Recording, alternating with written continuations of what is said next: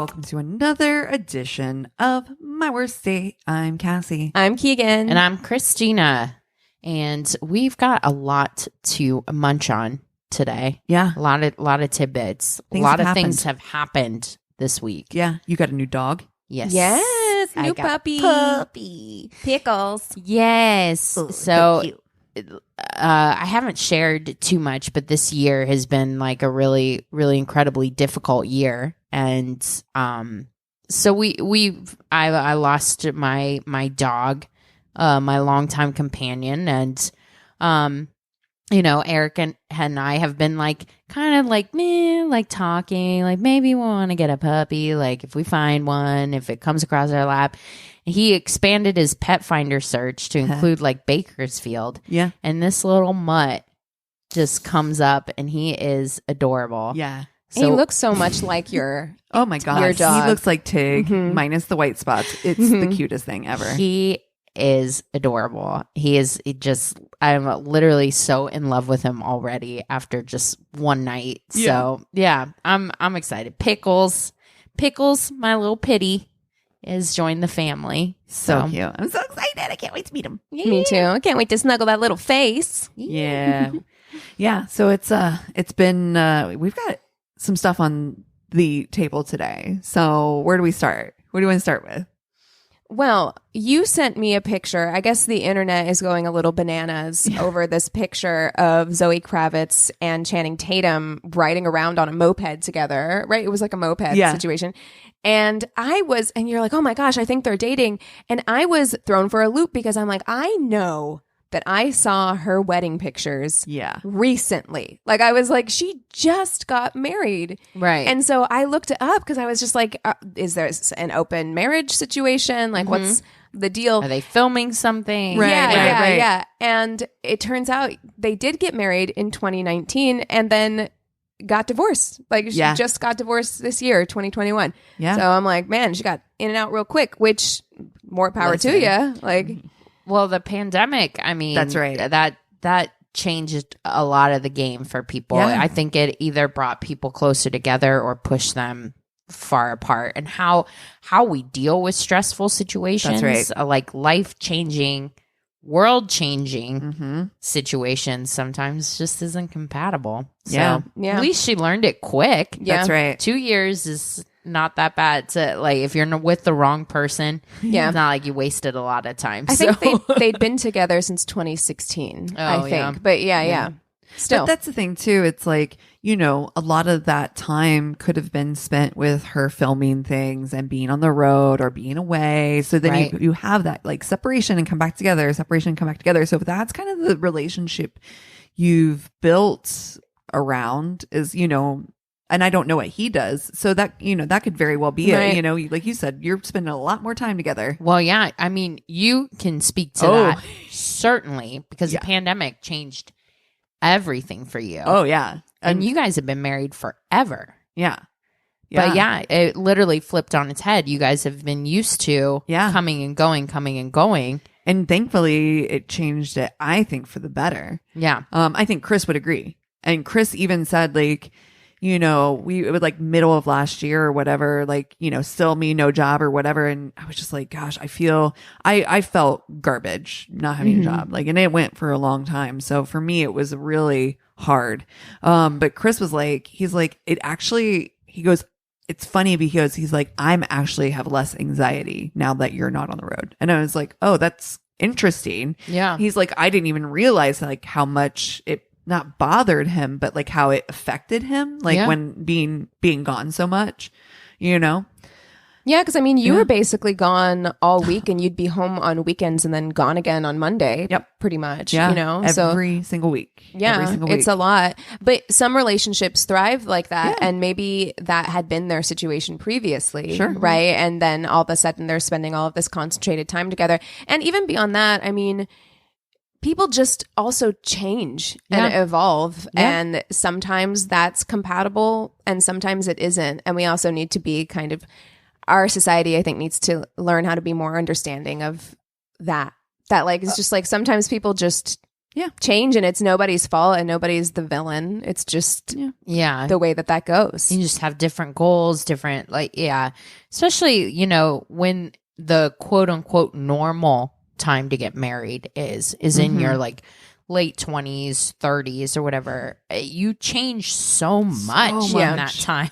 So much. It's like completely okay if you change into somebody that is not compatible with your partner anymore. Right. You know, normalize having goals and looking at things and living a life that you want. Don't like sacrifice or change to stay in a relationship that's not going to serve your life goals. So yeah, Channing Tatum would serve my life goals. Amen, sister. I take it.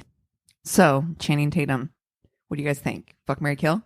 All right. Yeah. Okay. Let's do it. I Channing mean, Tatum. since we're, you know, on Since we're here. Yeah. I mean, I feel a way about it. I'm on board. Yeah, Channing Tatum characters. Okay, so what was your first exposure to Channing Tatum? Because I saw Step Up in theaters. Wow. So that- Yeah, old I school. Missed that. Me too. That wasn't my time frame. It was too beyond. I was too past that age to enjoy that. I was a teenager, I think an early teenager, and it was definitely like a teenagery movie for sure. All those dance movies that were like really big at that time. Right.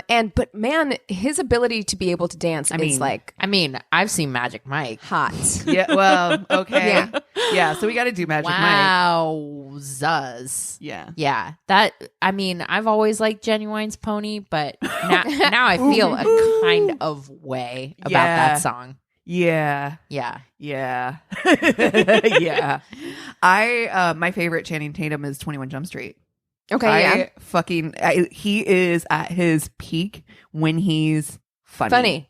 Yeah. Agree. Absolutely. And honestly, it's the thing that makes him so hot, I think. Because otherwise he would just be a meathead dude. Right, because bro. here's the thing, and this might be a hot take. I actually don't find anything exceptional about Channing Tatum's face at all. Right, like correct. He's fine. He'd be just a regular meathead with a great body. Yeah. You know, like total dude bro though. Yeah, but there's nothing to me when people are like, oh my God, you just look at him and he's so, and like, I don't necessarily get that from Channing Tatum, but I do think he is funny. Yeah. And talented. And when I could see he could dance, I'm like, okay, he's like multifaceted. Right. And that's interesting to me. And that makes him way hotter. Yeah. He feels the most natural in a movie like 21 Jump Street. Yes. Yeah. Whereas his other roles, Even in Magic Mike, he's a little campy and it kind of feels like he's like, this is ridiculous. And I know it's ridiculous and I'm in on the joke. right. And it makes him relatable because you're like, okay, you can laugh at get it. yourself. Yeah, you get it. But when he's trying to be serious, it's just like it comes off for like really forced, really unnatural. It's just not. Yeah. After Step Up, they really tried hard to make him this romantic lead. Like he was in like Dear John with Amanda Seyfried. And then he was in The Vow with Rachel McAdams. And it was like, y'all, listen. Yeah, Yeah. it doesn't work. It doesn't work. You're making your way through the Mean Girls cast. I see that. I see what you're I doing. see what you're doing. Yeah. But it's not working because I just don't buy you as this person, right? I need a little bit of humor. I need a little bit of camp happening. Yeah. We would be remiss not to discuss his greatest role, Jupiter Ascending, Yes. in which he had pointed ears. Jesus. yeah, that was. I have actually seen that movie. It's awful. I remember It's it awful. almost like a fever dream. You know Yeah. what I mean? Where it comes in flashes where I'm like, ah. Yeah. You know? I do want to say, I think I've seen it. I have not seen it, but I think I've seen parts of it, like in a hotel room. Like that's the memory that I have in a hotel room, like parts of it. And the only thing that I remember about it is one, his ears, ridiculous. Two, him and Mila Kunis having absolutely no chemistry. No None. chemistry. No chemistry Not Yeah. even a little. whatsoever. And then there was like some really weird bad guys, like wealthy. It's just very bizarre. So weird. That movie Very was bizarre so movie. Was weird. it a book? Was it a book? I think it was. I feel like it was like a YA book or something in that regard. That tracks. yeah. But that movie was awful. I have to see if How Did This Get Made did it, because if they haven't, they needs to do it immediately, if not sooner. It is absolutely awful. I really feel like something happens when people are dealing with like an IP that's popular, where they feel like oh, I don't have to put any more work in because I know that like teens who read Jupiter Ascending are going to come see this regardless of whether or not it's good. Yeah. Yeah. Oh, I am loving the resurgence of Twilight because all of the movies got put on Netflix. Oh Yeah. yeah. So there are some people watching it for the first time.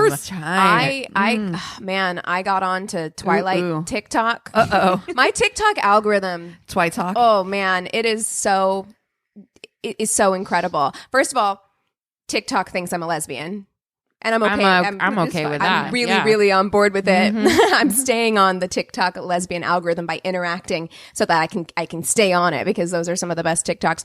But it's like that and like weird facts about animals. Yep. And like people making fun of Kristen Stewart in Twilight. Oh yeah. Amazing. I get like that fucking baby. The Renesmee. The Renesmee baby stuff. I'm so thankful that people finally got on board with how fucking awful that was.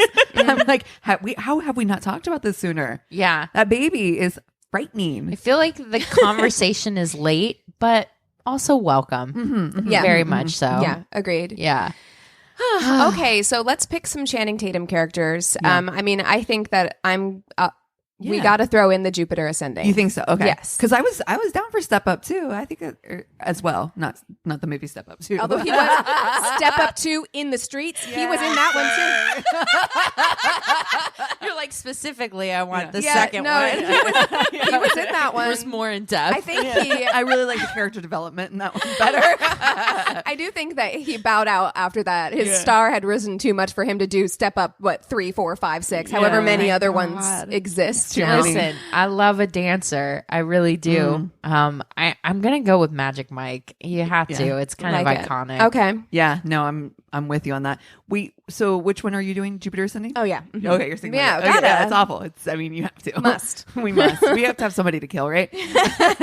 I'm definitely doing 21 Jump Street then for sure. Right. Well, I know exactly. I mean, this feels easy to me. Yeah, I think it's. Yeah. I mean, is it though? Yeah. Really I think know about it. I knew it was going to be you. I know Christina. what I'm doing. Really think about his character in 21 Jump Street. I know. I am. And his situation. But wait, I am. Okay. All right. You sound like such a mom, Christina. Yes. Make good choices. Make good choices. I Put it in am your going brown to do bag the easiest one first, which is Jupiter Ascending is out. Yeah. Goodbye. I can't with the pointy eared I mean, but Channing. We've discussed this before. It's Too like serious. an alien species. Yeah, no, thank you. It could be interesting. It could No, be. thank you. And you get to travel the universe. No, thank you. We know how I feel about space and aliens. Yeah, no. Yeah. Cassie's It's out. a She's no not for me. interested. It's a hard pass. I am going to fuck 21 Jump Street Channing Okay. because as much as I love his character, he's not marriage material in the least bit. I mean, he's playing a high schooler, which is part of the joke because they are do definitely not too old looking. look Like, like sure, they're in my high grandpa, like, okay, grandpa, like the jokes that they make about them being too old to be playing these characters is brilliant. I love how much he can laugh at himself, but that's not a mature character, right? No. Like that character just doesn't know what he wants in life. He's doing this job, but it's like, Isn't the premise that like he can't, like he isn't able to finish like police academy or something like that? no. What was how did they end up in that situation in the first place? They no, they were just I don't remember. Oh, never mind. Just cut all that out. Oh, sorry. I'm like, I don't know. I don't remember. It's been a while since I've seen the first one. Yeah. I watched 22 Jump Street not that long ago, and I'm like, but that wouldn't tell that story. I can't remember. Yeah, I think they like barely made it out, or he did. Yeah, he made it out of like all the hard physical stuff. Dude face Jonah Hill did all the like brainiac, got out of it that way, but couldn't do the other. So like they both couldn't pass the other sides of it, right? Oh, got Something That's what it like was. that. Yeah. Yeah. At any rate, that I'm gonna fuck him because he's hot, he's funny, he can make fun of himself. Yeah. Yeah. That's going to be a great time. Hella good lay. Yeah. We're gonna have a hella good. It's gonna be probably too many times too, right? Where it's gonna be like, oh god damn it, why are you calling me again? Can't say no. I thought you were going to talk about like too many times that night. That's when what I was I like, thought too. Yeah. "Ooh." No. Been a while since I've ridden the roller coaster. Since we went on a bender, huh? Woo! Whee! And then I am going to marry Magic Mike. And here's why. Because that guy's smart. Magic Mike, he's a good dancer. Mm-hmm. He is sexy as all hell. Mm-hmm. Mm-hmm. He is going to pony your ass all night. Mhm. Yeah. Yeah, he is. And he's fucking smart. He's crafty. He makes shit. He's got a business mind. Mm-hmm. He's starting his own business. I Did love you the guys just- entrepreneurship. Making Did good you points. just watch the movie for the sexy times? Because there is a little bit of a story there too. There is. It's There very is. vague, but he's very with it. No, and I feel like long term, like what he was talking about in the movie, I'm like, it could be successful. I feel like he would age out of being the dancer, but Yeah. like being the owner and like that kind of thing. Right. I'm Well, like, and he makes furniture, right? Yeah. So he's got that whole thing. yeah. Excellent points. I like smarts. I think I'm actually exactly with you. I was actually worried that you guys would marry 21 Jump Street, and I'm like, Because he's I the don't best think- character, but it's not the best. it's not the best marriage material. No. Yeah. Listen, I was conflicted about it because I like somebody who can make me laugh. Yeah. It's very important. It's very important to me. And 21 Jump Street is going to make you laugh. Like, he's going to keep life fun and like light and interesting. and him and Jonah Hill. Yeah, fun. Oh. We're going to have a good time. So much fun. However, as I mature, Mm-hmm. as I get older, I really do feel like, I don't know. I think that I've got to go with, I think I've got to do the exact same thing. I think I've got to go with marrying Magic Mike. Got to marry somebody who's got like a plan, Yeah. like a solid plan for their future. Yeah. You know? And I'm ride or die on that. I'd be like, babe, that's a great plan. I'm here for We're it. in I- it. mhm, And I yep, support it. Yep. Yeah. Versus, 21 Jump Street, he's like funny and everything like got that. a but job, it's just but- like, yeah, it's like, Yeah. okay, Yeah. you're going back to high school. God, I mean, Imagine. no. Imagine. No. Chris is like, so I'm going to, my next job. Chris Of all people. got a backpack on. He's like, full beard. Full beard. I go back to high school. I have this undercover thing I had to do for the Oh my next god! month. You'd be Can like, we get him and "What?" Eric to dress up as 21 Jump Street for Halloween? Totally. Because they are solidly in their 40s. Yeah, you're in high school. Sure. Makes me think of that Steve Buscemi like meme. hello, fellow kids. Yeah, exactly. Totally. Amazing. Oh, that was a good one. Yeah. Oh man. Did we wait? Keegan, did you say? Oh She's yeah, doing yeah. I'm the going to do the exact same same thing thing. as you. I mean, Cool. I was really hoping that somebody would bite the bullet and choose to fuck the Jupiter ascending guy, Oh, but no. Dude, listen. I With thought all if the anyone options. was going to do it, it might be you, Christina. I'm not going to lie. I was like, Listen. if one of us is going to do it, I out of curiosity, out of just pure curiosity. you know what? I mean, I'll do it. Yeah. I'll do Thank it. you, just so you can report back. I will. Take one I'll for the do team. it for the podcast, and I'll do Yeah. it for my friends, just because I'm like, 21 Jump Street, it'll be like fine Yeah. or whatever. Yeah. But you've had that before, pretty much, right? yeah, Yeah, you've sampled that flavor. You haven't Yeah. sampled like pointy alien dick. Oh Pointy- no! pointy-eared. Please don't be pointy. What if it's just as pointy as his ears? But it's a soft point. Oh my god! A soft point. Oh no! No. It's just an soft ice cream cone. Oh my god! Get out of here with that. Now it's ruined. I mean, I probably still would anyways, just because. And also, like, fucking on a spaceship or something. That'd be kind of cool. It's a good view. Yeah. Nothing else. you know? Nothing. Yeah. Just empty space and pointy dick over here. Yeah, pretty much.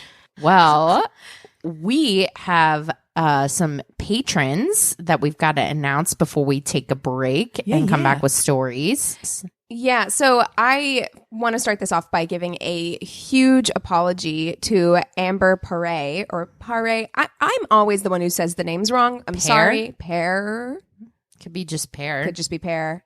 Let us know. Please let us know. But I also want to give a big apology to you, not only for not being able to pronounce your name correctly, but also because you were on our list of shout outs from last week and we somehow missed you. So we have delayed your shout out an additional week. And I'm so sorry for that. Thank you so much. We appreciate you and are so happy that you have joined us over on Patreon. Yeah. Also want to give a big shout out to Shane Hobley. Welcome to our Patreon family. Let us know if you have any fuck, marry, kill suggestions, if you have any suggestions for movies that you would like us to cover for Tainted Love episodes on Patreon. We look forward to hearing from you. Thanks so much. Yeah. All right, guys, let's take 5 and come back with some stories. Sounds good. And we're back. All right, I've got the Tainted Love this week, so I will get us started with some stories. This is a listener submission. Yeah. I love that we've been getting so many listener stories lately. Keep them coming. Yeah, keep Love coming. it. All right, so it says, "Hey ladies, I love listening to you every week. I finally pushed myself to write in one of my stories. Hope to send more." Yes. Okay. In my late 20s, I had just moved to a new area for the first time and was also horribly dumped at the same time. So I was lonely and heartbroken. My solution was to start dating on OkCupid. Thus began my terrible yet comical, well, now at least, string of dates. I'll start with a guy I'll call Joey. This was my second date with him. So far, I thought he was really sweet. The physical attraction for me, though, wasn't completely there, but it was still early. For our date, we planned to go to this Italian restaurant nearby that neither of us had been to before. Earlier in the week, I had talked about getting this menu item with my friend, so when it came, I decided to take a picture of it and send it to her. While I'm doing this, he goes, "Oh, God, you're not one of those people who take pictures of your food, are you?" Okay, well, that was rude, but I explained I was sending it to my friend. After dinner, I invited him back to my place where we watched a few things on TV and then started to fool around. Then he decides to start fingering me. Sadly, though, his idea of fingering was to roughly shove his whole hand into my vagina repeatedly. Sir. Hey, I wasn't prepared. yo, Not prepared. One One at a time. You start with We start one. with Yeah, one. you can move up to You can 2. move up, but good Hand. Sir. core. Whole hand. Shove. The fuck, dude? The fuck? It was like his only knowledge of foreplay came from watching porn. Oh, I was like, not wet while he was doing this. oh, And was getting drier by the second. I was uncomfortable all around from my body positions.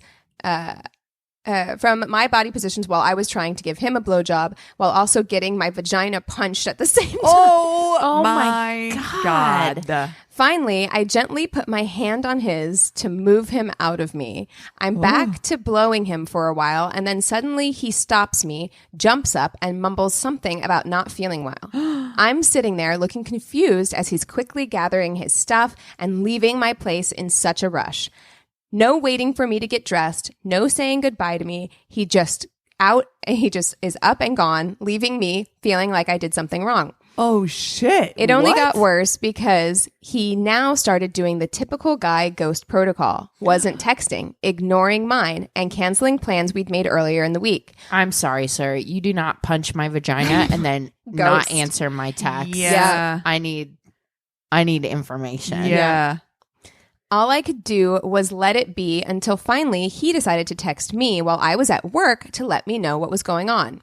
In a wall of text, he said that when I stopped him vagina pounding me, I emasculated him. Okay. Goodbye. And because of that, he couldn't get hard, which apparently was the first time in his life that happened. So he was humiliated, and that's why he had run off. I need a public service announcement now. Now, I am an avid listener of another podcast, Savage Love. Mm-hmm. I love this podcast. I've loved Dan Savage for a long time. And there are countless number of people, 99% of them identifying as female, that call in and ask questions of like, they're not enjoying sex. They know what they need to enjoy it, but they're asking him like, how should I tell my partner? And it's because of shit like this. Yes. we have got to normalize getting notes. Yeah. Like in life, Conversation. in Yeah, in general. life, And yeah. like, but in sexy time, our bodies, our vaginas are completely different from Absolutely. person to person. Absolutely. What feels good to me might be like absolutely off for one of you Yeah, guys. for sure. And how would a guy I just met and we're having sex for the first time know? You know what I mean? Exactly. So it bothers me to no end. It makes me fucking furious when guys pull this fucking shit or feel like emasculated when I'm like, I'm trying to help you out, bro. Like, I don't hold it against a guy who doesn't know how to please me 100% first time out the gate. Yeah. Also, you're hurting me. Right. Like Hi. physically, you're hurting me. Yeah. So, you know, I need to put a stop to that because it hurts. Right. You know. Yeah. Ugh. She says, everything was about him and his feelings with no consideration about mine. He further went on to say that he doesn't think we're sexually compatible. You think? Because he likes rough sex. And clearly I wasn't into that because I wasn't enjoying his performance. Rough sex does not mean punching me in my uterus. No. Okay. And there's so much about this guy that's just wrong. I replied back that the only thing humiliating about that night was how he treated me, but I guess I should have thanked him for saving me from all that bad sex. Yep. Yep. You dodged a bullet in Woof. so many ways. Like, honestly. Oh, God. Yeah. Awful. Ugh, I hate, you. like, insecure. Okie dokie. So this one is also from a listener. She's part of the Spark My Interest podcast. Hey, which you guessed it on, Yeah. right? Yeah. So we love these ladies. And she writes, I was a late bloomer in a lot of ways. So by my senior year of high school, I had yet to go out on any real dates beyond inviting a boy to my house to play a strategy game with my family. Oh, Amazing.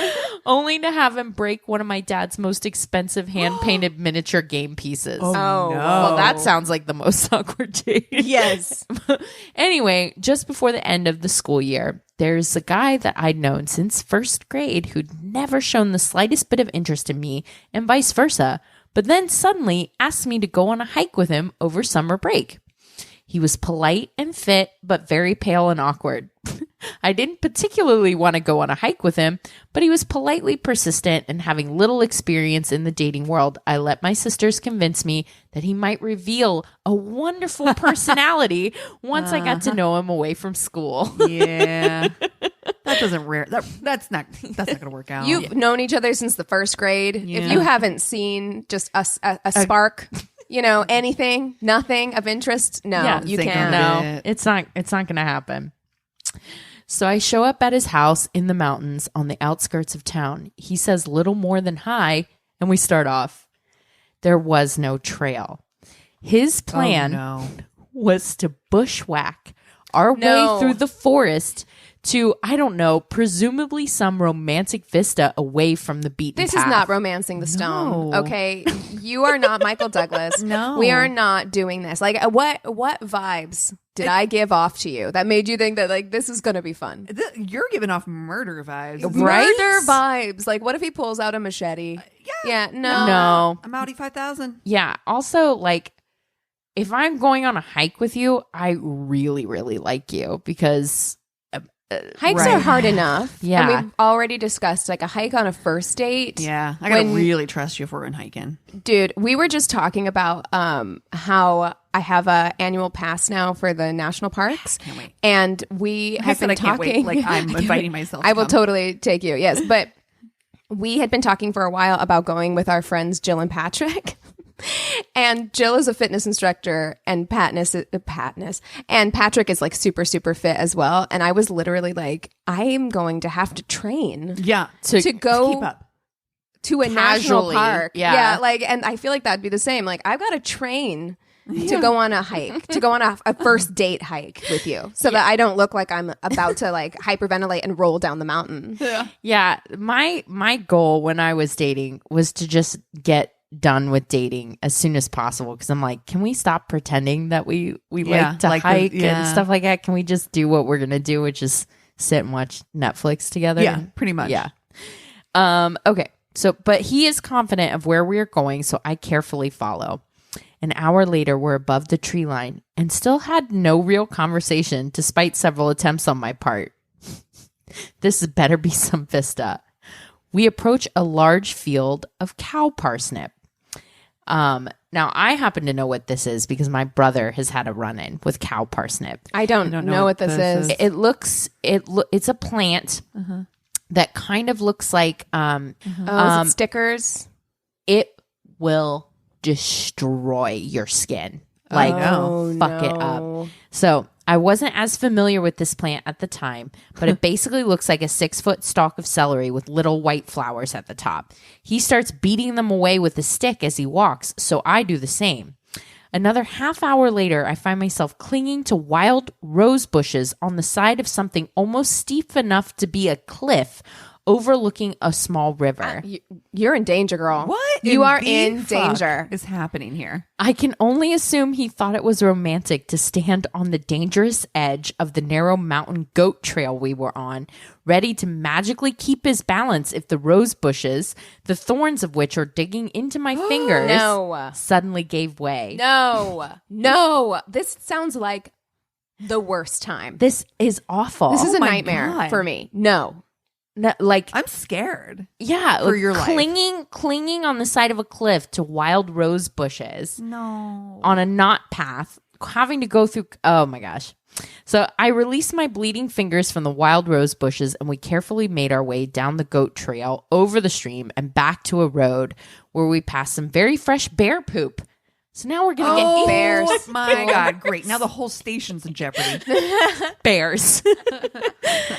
Not great, but at least we were on a human-made path for the first time in 2 hours. Oh my God. I kept my eyes peeled for that bear while he quietly walked next to me. By the time we made it back to his house, I was completely out of water. You're not even getting food. good conversation. No. You're I'm risking my life in silence? Oh No. I was completely out of water and food, famished, and determined to just say no to anyone I was not interested in for all time. His mother tried to make polite conversation, but I got out of there as fast as I could. Ugh. And I wish that were the end of the story, but for a month after that, I sported 2 giant seeping blisters the size of hot dogs on my chin from the cow parsnip. On her chin. Yeah. Oh my It scarred God. my brother's legs because there was some on my parents' land or whatever when he was like working it years ago when he was a kid before he knew what it looked like. But it will create like seeping blisters on your skin. Yeah. So be very careful. Look it up if you're going to hike off the beaten path. Look up that shit because it will mess you up. Damn. So 2 seeping blisters the size of hot dogs on my chin from the cow parsnip. The chemicals that rub off from this plant are a major skin irritant, and the effects are exacerbated by prolonged sun exposure and calamine lotion. Oh my God. So after a month of answering questions like, geez, what happened to your face? Oh God. The blisters hardened, healed, and the light pink scars generally faded with time.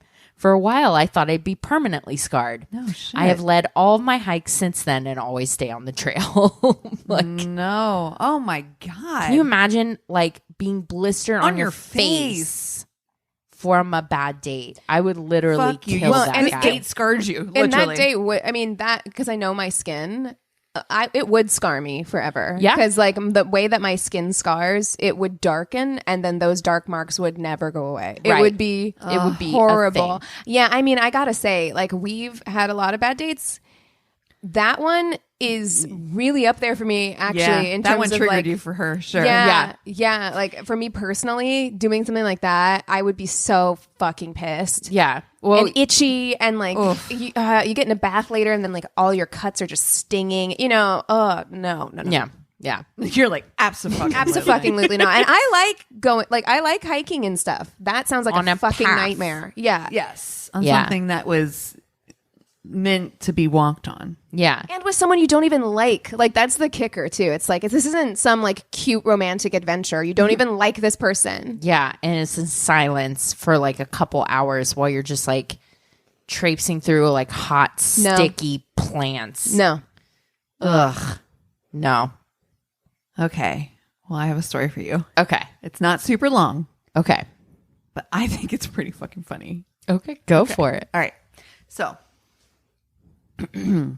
as a relatively recent, mature widow, new and inexperienced to the dating scene after 31 years of marriage, I had a dinner date with a much younger woman who, as it turned out, was extremely aggressive, which was unheard of in my prime, but, Okay. times have changed. Yeah. Ending our first date, I was dropping her off and had intended only to give her a thank you peck on the cheek. However, our quote goodbye moment morphed into a high school makeout session. Oh, Nice. I love that. During which she started shockingly to grope me. My 2-seater car was dark and cramped, and I was wearing a suit and a winter overcoat, but I nevertheless was extremely surprised to feel her hand navigating south of my belt. Suddenly, she squeezed hard, and with sheer delight and fire in her dimly lit eyes, delightfully exclaimed that I had, quote, an enormous penis. In fact, she was squeezing a single large roll of my lower belly fat. Oh.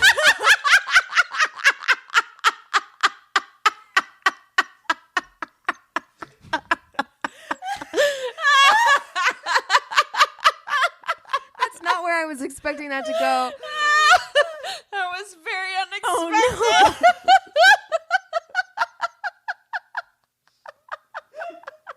no. Oh, fuck me, dude. I can see that happening so much. It's so embarrassing. How do you get out of that? What do you do?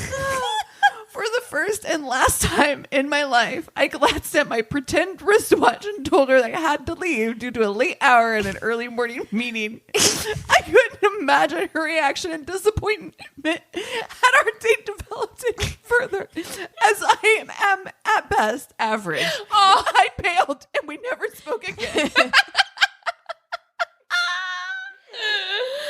Oh my God. Wow. That was amazing. Crap. Poor guy. My God. Oh. Oh my God. Oh, that's too much. He's like, about that time, I gotta go. Ooh, early morning tomorrow. He's like, you're gonna go home with that?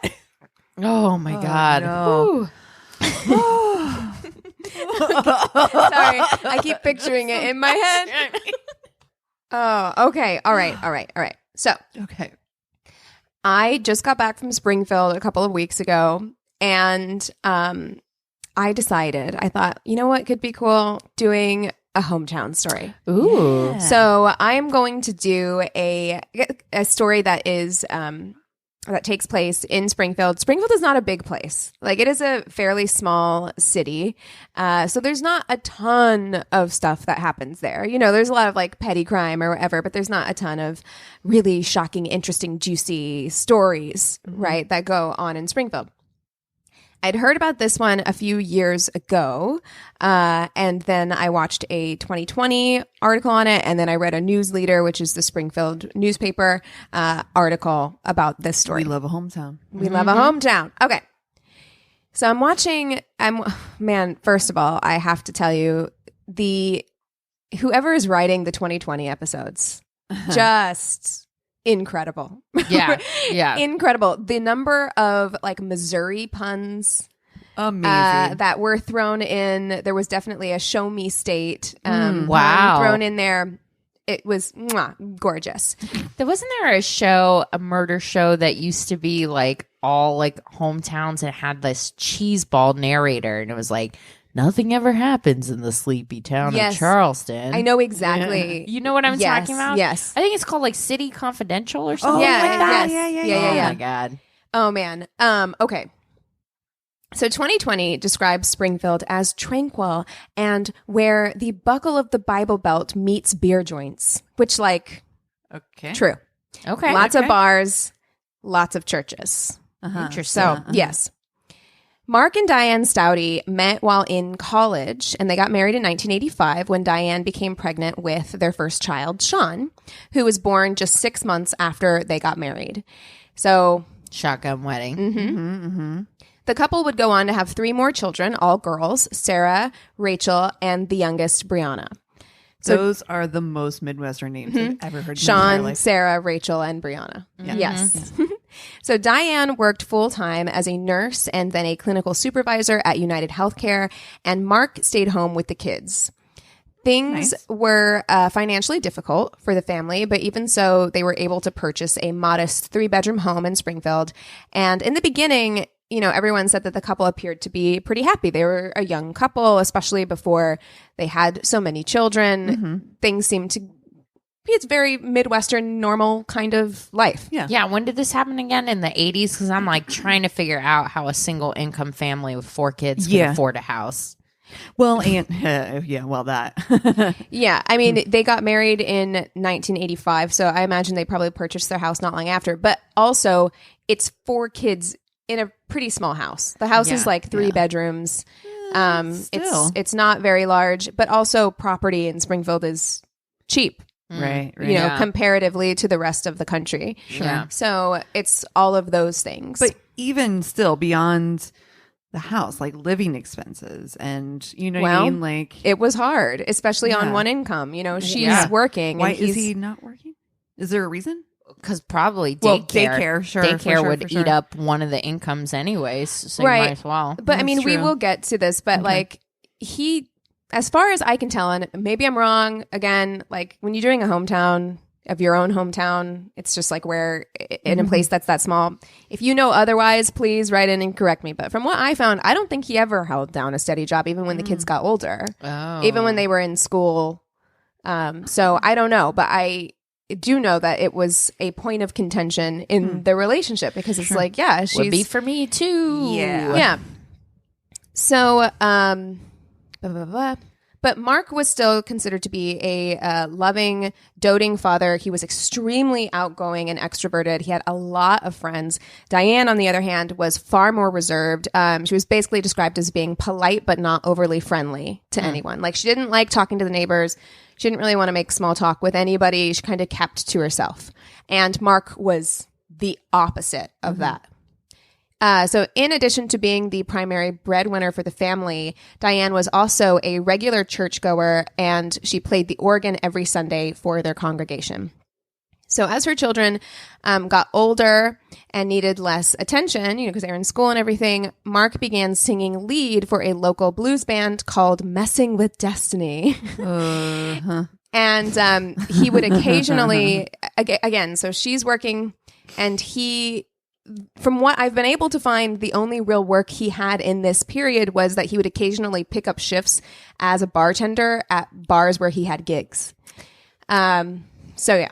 I think you can guess how I feel. I feel kind of way. I know. I feel kind of way about this. Yeah. Do not love it. As the years wore on, as you can imagine, Diane began to become increasingly discontented with her lot in life. You know, she's been with the same person since college. She's working all the time. They're living in close quarters. She doesn't think that her husband is carrying his weight in their relationship. And she feels just overworked and underappreciated in general. And then in addition to that, her youngest child, Brianna, had a learning disability that made school challenging. Her son, Sean, was born with a spectrum disorder that required special care. You know, he was in his 20s and not really able to kind of live on his own. And their oldest daughter, Sarah, had gone to college, and she was in her early 20s at this time, and she'd graduated from college, but she was still living at home. She hadn't been able to get a job, and she had a mountain of student debt. Right? Dude, that's a lot. What you've just described is a lot for a healthy relationship to deal with. Exactly. You know what I mean? Yeah. Oh man, but doing it in a not healthy. Oh my gosh. Yeah. And, you know, up until this point, now it will take a turn, but up until this point, you do kind of, I can empathize with her in terms of just like... This has been an up and left episode is what it... This is I mean, up and left. We gotta start that podcast. But that feeling like she's kind of like fallen into her life, right? Like you just kind of fell into this thing. You got married because you got pregnant, and now here you are, how 20 something years later, and like, this is your life. Is this what it is? Yeah, you know, I can empathize with that feeling. You had another Tainted Love a while back when you were doing, I think you did Dan Amora, right? Yeah. Yeah. Yeah. Where it's like kind of that same thing where it's just like you just wake up one day, you're like, is this it? Is this life? Yeah. What's this? What's it for? You know? Yeah. So I get it. She had, though, she'd built like a really special relationship with her middle daughter, Rachel. So Rachel was 22 at the time, and she'd always been described as responsible. She was highly intelligent. She was a talented artist and musician. And while in college, she remained a straight A student. So she was a straight A student all through school. She's basically like the one that her mom doesn't have to worry about, the right? Golden child. Yeah, the golden child, the one that she can rely on. And she, So on the Who Friday, bears all the pressure of that as well. Yeah. On the Friday before Easter Sunday in 2012, which also happened to be Mark's birthday weekend, Mark's bandmates noticed that his behavior seemed a little off at their rehearsal. Now, his band at this time was actually starting to pick up some bigger gigs. They had started getting gigs in Branson. Ooh. You know, it was, I know, fancy. It wasn't just gigs in Springfield. They were traveling to Branson, and they were actually opening for the Aretha Franklin, like, impersonate Legends act, right? Oh my God. So things seemed to be going pretty well for his band at the time, but his bandmates noticed that things just didn't seem quite right. He was kind of like lethargic, like generally just not himself, pretty low energy. And then the next day he showed up at his friend's house saying like, hey, like, let's go out for my birthday. And they went out, but his friend continued to notice his slightly unusual behavior. And also the thing that he noticed the most was that Mark looked yellow. Like his color was yellow. Poison. Liver. So the following day on Easter Sunday, Diane goes to church. She comes home from church and she finds her husband dead in bed. Ooh. So when asked by authorities, Diane says that her husband had been sick for a while. The medical examiner notes a ring of blood around Mark's mouth in the medical report, but ultimately rules the death as due to natural causes and says that he had a heart attack. Huh. No autopsy or testing was done on Mark's body, and Diane quickly had him cremated and had his ashes spread. And while She knows what's up. While Mark's close friends and family were devastated by this news, his brother also told 2020 that it wasn't that hard to believe that his 61-year-old brother could have died from natural causes, saying that he didn't lead a healthy lifestyle and that maybe that contributed to his death. He was like, he drank a lot, he didn't exercise, he ate fast food all the time because he didn't cook for himself. So they were like, okay, it seems very sudden, but it's possible. It's happened before. Right. Diane organized a memorial service where Mark's bandmates played his favorite song. And not long after, she cashed in Mark's $20,000 life insurance policy and moved the family into a bigger home in a nicer neighborhood. $20,000? Uh-huh. It's not a lot. Honey, yeah. It's not a lot of money. Feels like a big move, though. Well, again, it's Springfield. Yeah, you could sell your original house. Maybe they made a little bit on that, and she used it as a down payment for another house. I mean, I've seen the house they moved into, and it was knowing what I know, especially like in that time, she probably got that house for $125,000, or whatever. So $20,000, you could do it. Yeah. In the September of 2012. In September of 2012, the Staudtes' new neighbors are surprised to find police cars lining their street and a coroner's van parked in the Staudte driveway. Sean Staudte, the 26-year-old firstborn of Mark and Diane, had died suddenly. What? Oh, no. Diane told the authorities that her son had been ill with flu-like symptoms for the past 3 weeks, and due to his condition was prone to seizures. She told them that around 6:30 that morning, she checked on her son before leaving for church, and when she returned, she found that her oldest daughter, Sarah, had found him. he had fallen out of bed and was lying on the floor without a pulse. So once again, the medical examiner made note of a mysterious ring of blood around the young man's mouth, but ultimately, after an autopsy, determined that his death was due to a pre-existing condition and closed the case. But they did do an autopsy on Sean. So I mean, that's the place to murder, apparently. That guy's like, yeah, accident. It's fine. Accident. Or Well, I mean, if you natural causes. not to give like murderers advice No or shit. anything, but a lot of small towns, the coroners are like Yeah. elected or appointed or whatever. They have no medical training That's right. whatsoever. So Noted. So in less than 6 months, there had been 2 deaths in this family, and no one asked any questions. On the day of the death, after the coroner leaves, one of Diane's new neighbors comes over to check on the family. It's the Midwest, Yeah. so she didn't She know brought a these hot people. dish. Yeah, she Yeah. probably cornflakes on top. Mm-hmm. And she describes, so she goes over there and she's like, hey, I saw the coroner's van. Like, is everything okay? And she says that Diane says, yeah, my son died.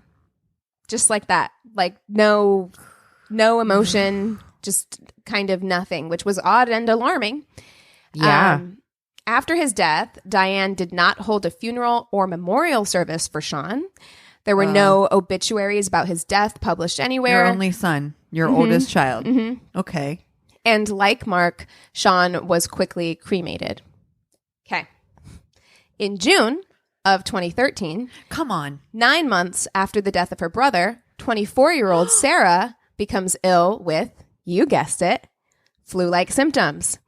This time, Diane takes her daughter to the emergency room, and at this point, her condition is so grave that it does not appear as though she's going to survive. Her kidneys had shut down completely, her pancreas and other organs were following suit, failing one by one as her brain begins to hemorrhage blood.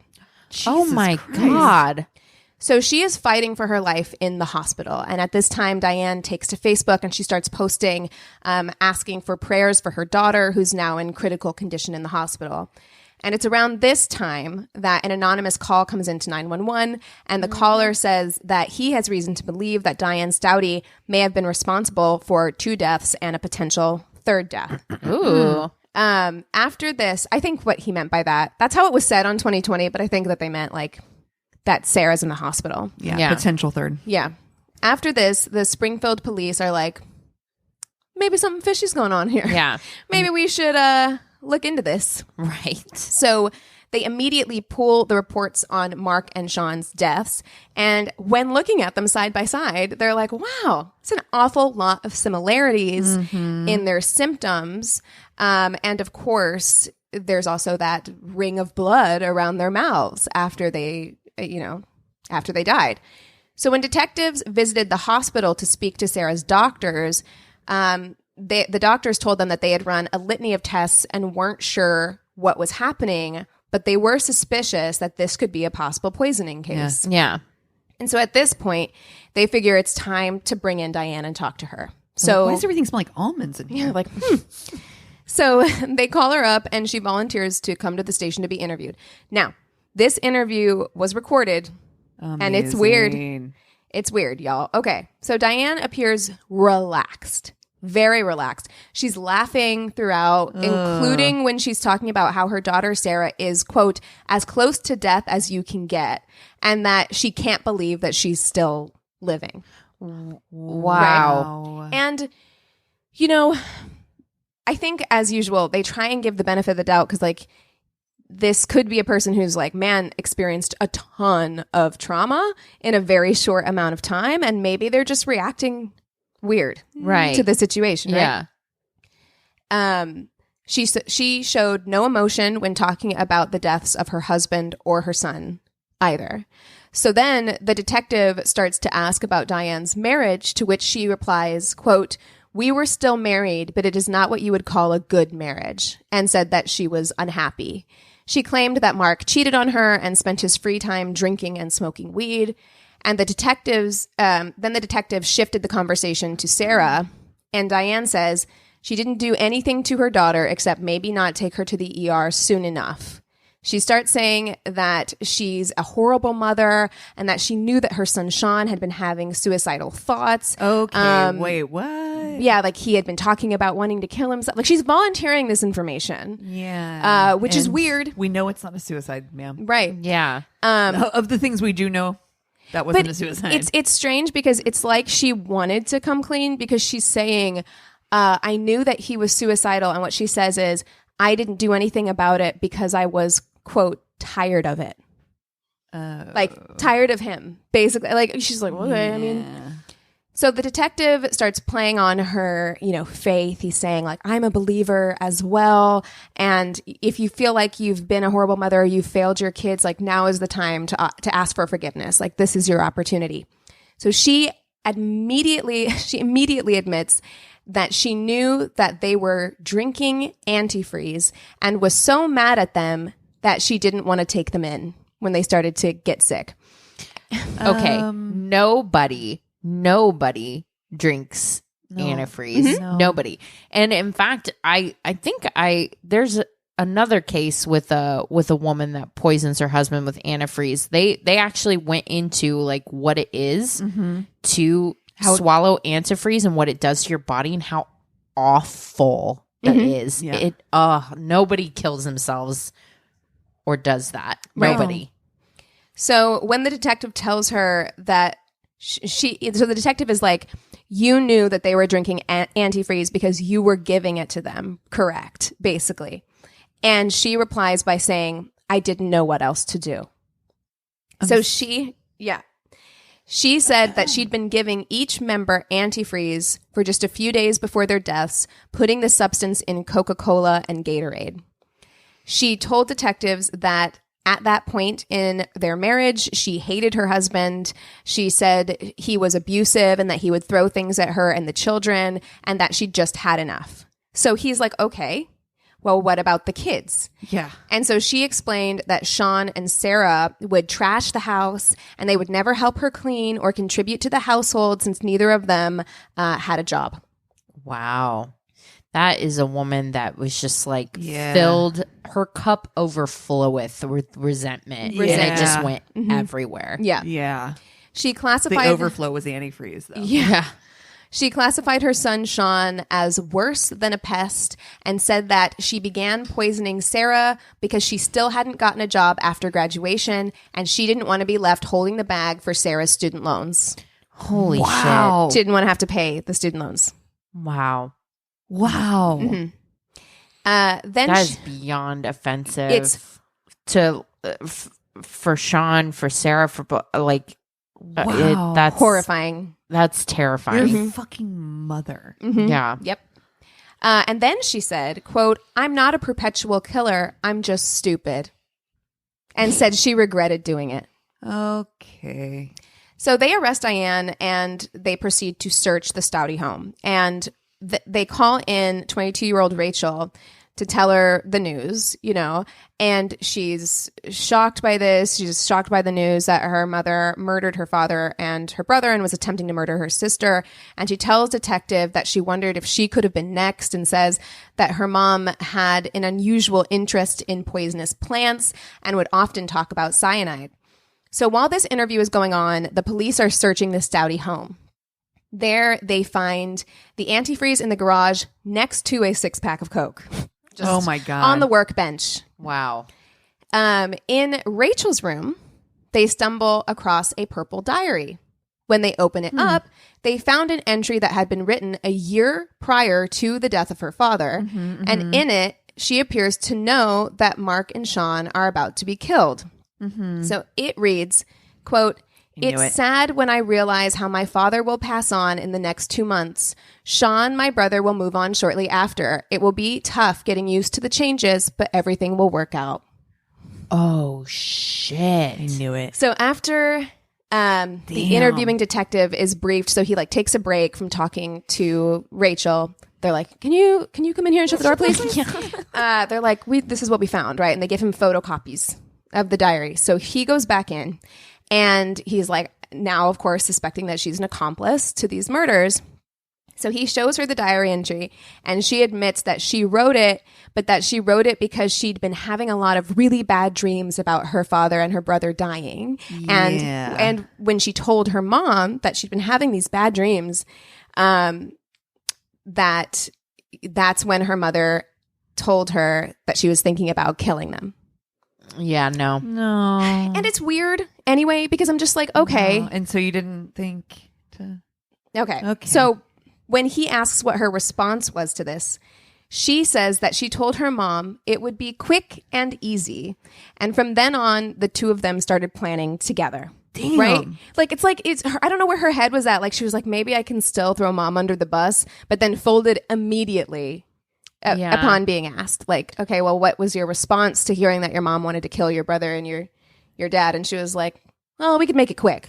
That's some weird, like, golden child shit. You know what I mean? Like, she was obviously, like, favored child, and there's some weird, like, interplay things going on. And, you know, if you watch the interviews, their affect, both Diane and Rachel, is so weird. It's like that Grey Garden shit. Oh, you know what I mean? Yes. It's so weird. It's so weird to hear her talk, especially. She's flat. Like her voice is very, very flat. Oof. That's some real sociopath shit right here. Yeah. Mm-hmm. So they started researching options. They Googled suffocation, death by pills, and even how to kill your husband. Just wow, you know, like you do. Yeah, on the Google. Not even on the dark web, huh? Right. Didn't even go that incognito tab. No, yeah, no, not even private tab. So Google dark web. Rachel even started looking into witchcraft as a possible option. Oh my goodness. Yeah. And so finally they landed on antifreeze as their weapon of choice because it could be easily put into other substances. And Diane wanted a specific tasteless kind of antifreeze. So they Googled and they found a brand that they thought would work, and they purchased that brand. Hey, how is that something Google? You can search on Yeah, Google? tasteless antifreeze. How does that not put you on a list? Right. Right. Yeah. It's Like, just like, hasn't like, ding, we should probably take a look at that. it gives you a Home Depot article. It's like top 10 tasteless antifreeze brands. You're like, It's Ranker. yeah. So initially they agreed on only killing Mark, the dad. But after Diane had gotten away with that so easily, she started talking to Rachel about killing Sean. She thought that he was burdensome and irritating, and That's fucking awful. Yeah. Mm-hmm. That's so fucking offensive. Yeah. Ugh. Yeah. I mean, and Rachel starts saying that she didn't think that they needed to kill Sean. Like, she and her mother actually argued about Sean because Rachel thought that he could go into an assisted living facility rather than having to, die. Yeah. Yeah. Yeah. But eventually she was talked into it. And when asked about her sister Sarah, this is what Rachel said. She said, quote, "Sarah was equally unneeded. We could have found someplace else for her, but she was very adamant that Sarah was just a burden and that Sarah needed to be taken care of." Wow. So Rachel, of course, was also arrested for the murder of her mother and brother. When her purse was searched after the arrest, detectives found a note with a poem on it. Do you want to hear? You want to hear the poem? Yeah. Of course. Yeah, I need to hear the poem. It read, "Once upon a time there were 6. Now there are 3. Only the quiet ones will be left. My mom, my little sister, and me." Whoa. When the news gets out, I mean, of course, people are shocked. Again, not a lot of stuff happens in Springfield, except, of course, the anonymous 911 caller. The caller had been the pastor at the church where Diane played the organ. Pastor Jeff Sippy. Called it in. No. He's like, something's not right. So he told detectives that he couldn't shake the feeling that Diane had something to do with the deaths, that her demeanor after the deaths just didn't sit right with him. And so when he saw on Facebook that Sarah was in the hospital, he had to call it in. He was like, Yeah. Nice. Question. Mm-hmm. Is Mr. Sippy's wife Mrs. Sippy? I hate you. Well, I mean, that means his daughter is Miss Sippy. No, that doesn't work as well, does it? I was like, Miss. No. Okay. No. Okay. Anyway. Sorry. No, that was good. It was good. Miraculously, 24-year-old Sarah recovers from her injuries, though she had to relearn how to walk and talk and was left with permanent brain damage that may prevent her from ever living independently. Oh my God. Oh my God. What a monster. When Rachel was asked why they decided to take Sarah to the hospital, this is... Okay, brace yourselves. So they call her back in after she's been in jail for a while, Rachel. And they're like, we can't figure out why you didn't just let Sarah die at home. Like, why would you risk doctors examining her and stuff? Like, why would you take her to the hospital? And she said, quote, I didn't want another one to die in the house. Houses are nasty when someone's died in it, and I have nightmares. Okay. Wow. When the officer asked when they were planning on killing 12-year-old Brianna, she said sometime after Sarah. Oh. So they were going to kill the 12-year-old too. Wow. Yeah. So both women faced the death penalty in Missouri, so it's not a surprise that Rachel turned on her mom, taking a plea deal for second-degree murder in exchange for her testimony against her mother. Knowing that the odds were stacked against her, just before the trial in 2016, Diane Staudte took an Alfred plea, still refusing to admit wrongdoing, to the murders of her husband and son and the attempted murder of her daughter, receiving a sentence of life in prison without the possibility of parole. Sarah now lives in an assisted care facility and has a state-appointed guardian due to the neurological damage that she suffered. Wow. She told ABC News that her mother and her sister took away her livelihood and independence, but they didn't take away her dreams for the future, and still hopes to one day be a French translator. Oh. Despite everything, she says that she maintains that she wants to be referred to as a survivor, not a victim, and that she's no longer angry. She says, I forgive them for what they did because forgiveness is the right thing to do. Oh. Wow. I wouldn't forgive. Yeah. That's bigger than I would have been. How much time did the sister get? I don't know. That's what Actually, terrifies me is that she's younger. Yeah. And somebody like second degree, I would imagine she'll get out at some point. Oof. Yeah. Yeah. I don't know. Oh, anyway. That was fascinating. Dude, That is right, like, man. I want to do a deep dive on that Oh, because shit. that is. And poor that is- Brianna, the youngest, like Oh she was my 12, God. which is like such a impressionable age, Oh my God. at the time when all of this was discovered. And it's like your mom and one of your sisters are in jail for killing your dad and your brother, and your other sister is living in an assisted care facility because your mom and your sister poisoned her. Oh my Jeez. goodness. Like, how do you cope with that? At 12. At Yeah. 12. I don't know. Serious therapy, I hope. Yeah. Yeah. Oh, I mean, luckily, like all the news sources, like no one has revealed her picture Sure, or anything sure, like sure. that. She was protected because of her age. So Yeah. I hope that helps a little bit. I I'm imagine sure she's changed her name and yeah, I think she's living with relatives or something. But yeah. And honestly, like how offensive for people that A, can't have children, but also B, have children with special needs. Like Awful. you are just an absolute Monster. fucking monster. yeah, monster. yeah. It's terrible. Well, I need to get that taste out of my mouth. Yeah. So, Oh. what are you guys watching Bedtiming. this week? So I really love. So I have been listening to a lot of Audible lately. I've kept up with my Audible subscription. And I really love all those like Leon Moriarty books. So like Big Little Lies. And I've listened to a bunch of them. So when I saw that they were going to be doing 9 Perfect Strangers as a Hulu show with Nicole Kidman and Melissa McCarthy and like Michael Shannon, I was like, oh my God, great cast. I love this author. So I got that on Audible and listened to the whole thing. And then I just watched the very first episode of the show. Yeah. So I'm pretty excited about it. I can tell, they've made some changes, of course. But I think it's going to be really good. I'm really stoked about it. Nice. Nice. What have I watched? We've been binge watching Leverage. Did I tell you guys about this already? Who's in that? Timothy Hutton. Okay. Is the only like I'm name. seeing the poster for it. Right. It's they do like they go after like big businesses who've like done people wrong and like get we back love at to them. see justice. it. Yeah. It's very justice. It's exactly that. So we're on the 5th season of the original, and they just released on Amazon Prime the newest. There's a whole new, like they have a new relaunch of the show. It's called Redemption. So it's Leverage Redemption. Okay. And I was like, oh, that show sounds good. So I was like, well, I feel like I have to watch Leverage to know what's going on. And I was like, oh, this is a really fucking good show. So Chris and I have been binging it.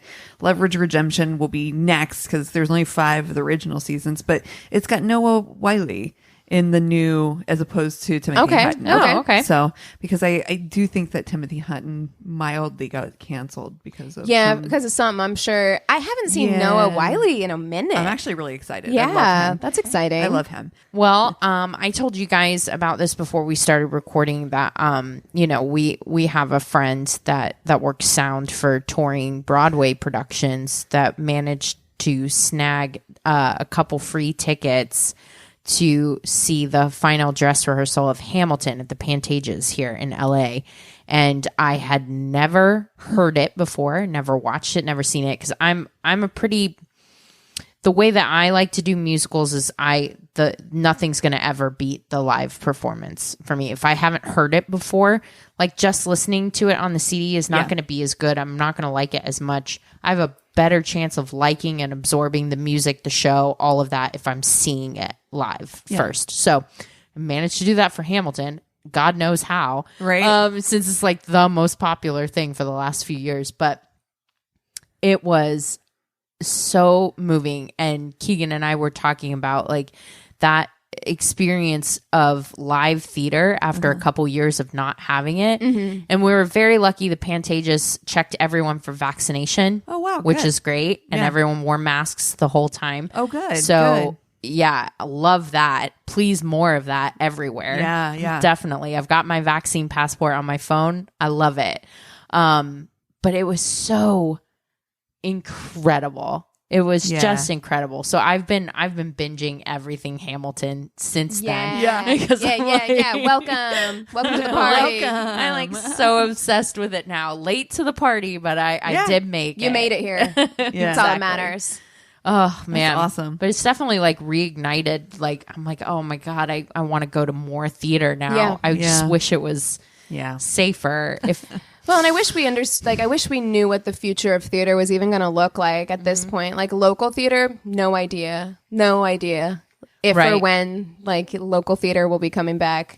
Yeah, it's sad. It's hard. Yeah, because it's just that nothing's going to beat that. I mean, that the energy from the crowd and from the stage was just something that I haven't felt in a few years. And I was like, God, I fucking miss this. I miss watching it. I miss participating in it.